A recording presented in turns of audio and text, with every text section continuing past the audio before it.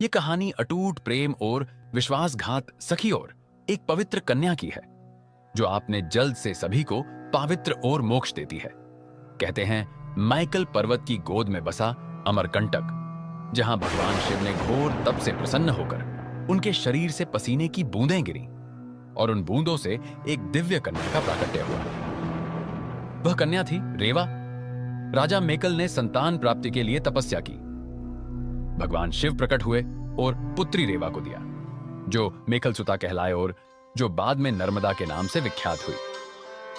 शिव सती ने उसकी अलौकिक सुंदरता एवं लीला देखकर हर्षित होकर कहा, तुमने हमारे मन को आनंदित किया है, अतः तुम्हारा नाम नर्मदा देने वाली, सुख देने वाली। मेकल राज की लाडली पुत्री के रूप में जानी गई यह कुमारी देवी अमरकंटक की पावन भूमि पर नटखट बालिका की भांति विहरती थी।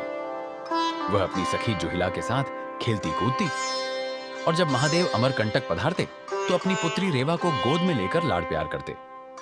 मेकल राज इस दृश्य को देखकर अत्यंत आनंदित हुआ, क्योंकि यह शिव की तपस्या का दिव्य फल था।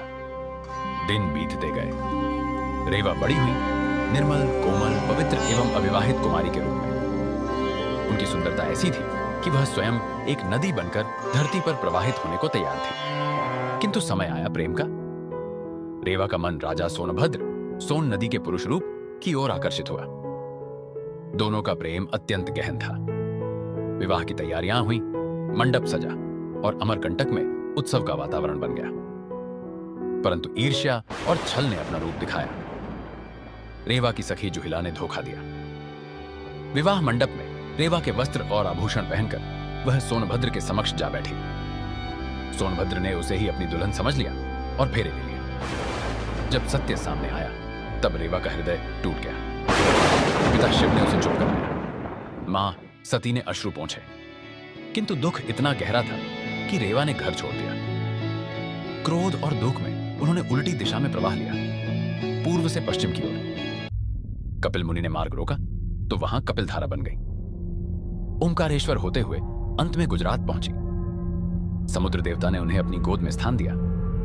विष्णु लक्ष्मी ने अनुरोध किया, किंतु मां रेवा ने अपना दृढ़ संकल्प नहीं तोड़ा। वे आजीवन कुंवारी ही रही। सभी देवताओं ने उन्हें आशीर्वाद दिया, तुम सबसे पवित्र कुमारी नदी हो।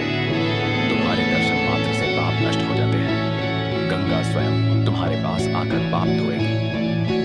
इस प्रकार मां नर्मदा पश्चिम सागर में समा गई और आज भी वे अपनी कलकल धारा से जीवन, पवित्रता और मोक्ष प्रदान करती बहती रहती है। जो भी उनके दर्शन करता है उसका मन निर्मल हो जाता है।